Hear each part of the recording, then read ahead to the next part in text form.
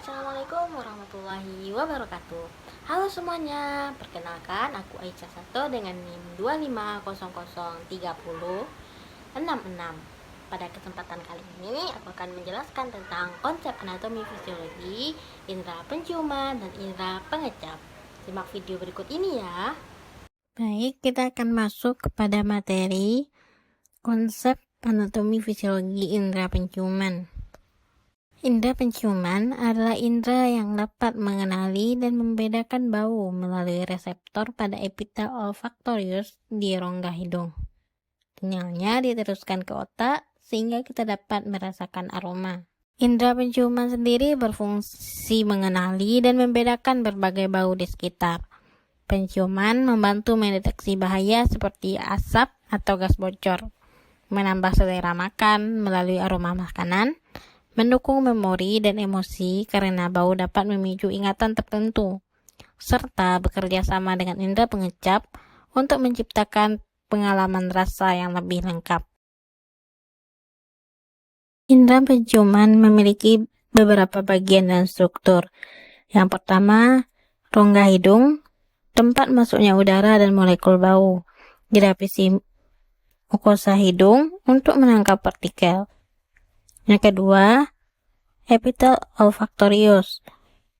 Di epitel olfaktorius terdapat sel olfaktorius yang berfungsi mendeteksi molekul bau. Kemudian ada silia olfaktorius, rambut halus tempat molekul bau menempel. Kemudian ada sel penyokong yang memberi nutrisi dan mendukung sel reseptor. Dan yang terakhir, sel basal yang menghasilkan sel olfaktorius baru. Selanjutnya ada bulbus olfaktorius sebagai pusat syaraf yang menerima sinyal dari reseptor hidung dan mengirim informasi bau ke otak. Keempat, syaraf olfaktorius, saluran yang membawa impuls dari hidung ke otak.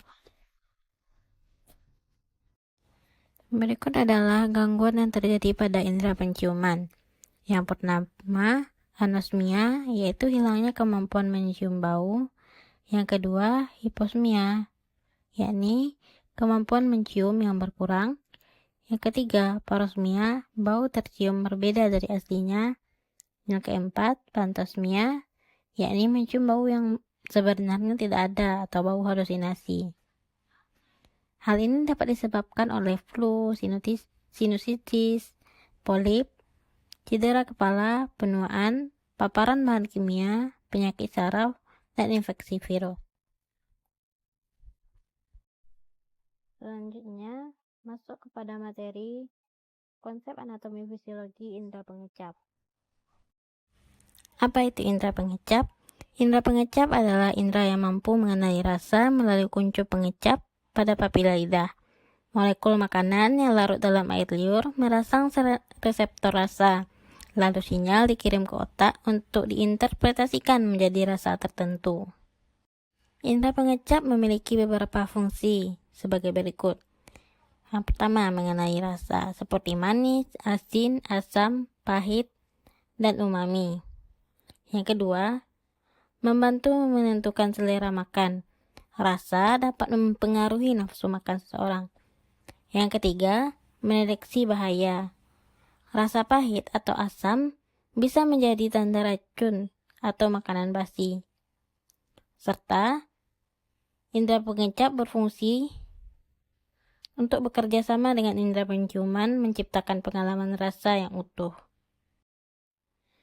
Indera pengecap terdiri dari beberapa bagian dan struktur. Berikut ada bagian-bagian dan struktur dari indera pengecap. Yang pertama adalah lidah. Organ utama pengecap yang permukaannya dipenuhi tonjolan kecil yang disebut papila. Yang kedua, papila lidah. Terdapat 4 jenis papila dengan fungsi yang berbeda. Yang pertama, papila filiformis. Paling banyak berbentuk benang hanya untuk sensasi tekstur, tidak punya kuncup pengecap. Yang kedua ada papila fungiformis, berbentuk jamur, tersebar di bagian depan dan sisi lidah, memiliki kuncup pengecap. Berikutnya, papila circumvallata berbentuk lingkaran besar yang ada di bagian belakang lidah, mengandung banyak kuncup pengecap. Yang keempat, papila foliata berada di sisi belakang lidah yang juga memiliki kuncup pengecap. Berikutnya, bagian indera pengecap yang ketiga, yaitu kuncup pengecap. Struktur berbentuk bulat kecil yang berisi sel-sel pengecap. Reseptor rasa.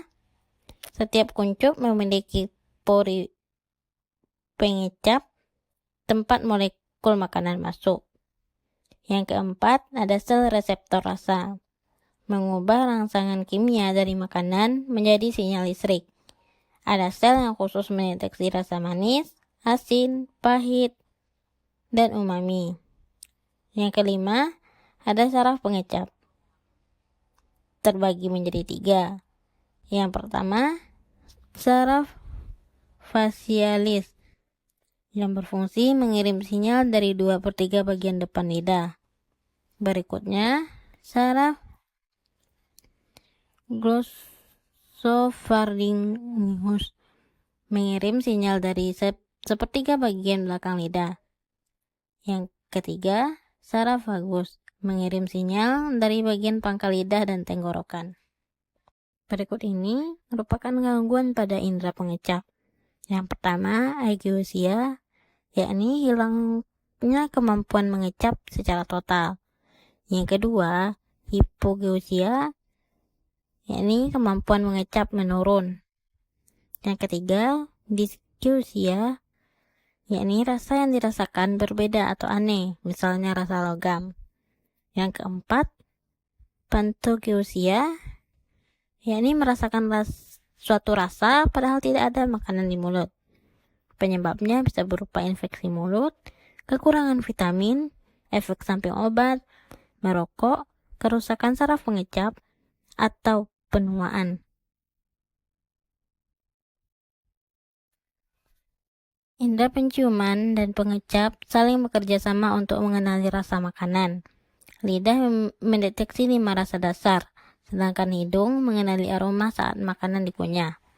Air liur mengeluarkan makanan sehingga rasa dan aroma dapat diterima oleh lidah dan hidung. Otak kemudian menggabungkan keduanya menjadi persepsi rasa yang utuh. Hubungan ini berfungsi untuk membantu kita menikmati makanan dan menambah selera makan. Kesimpulan dari materi ini adalah indera penciuman dan pengecap bekerja secara sinergis untuk memberikan pengalaman rasa yang utuh. Lidah mendeteksi rasa dasar, sedangkan hidung mengenali aroma makanan.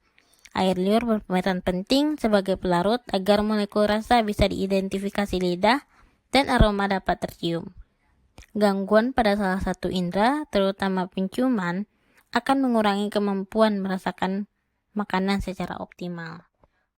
Sekian materi dari saya. Terima kasih telah menonton dan sampai jumpa. Wassalamualaikum warahmatullahi wabarakatuh.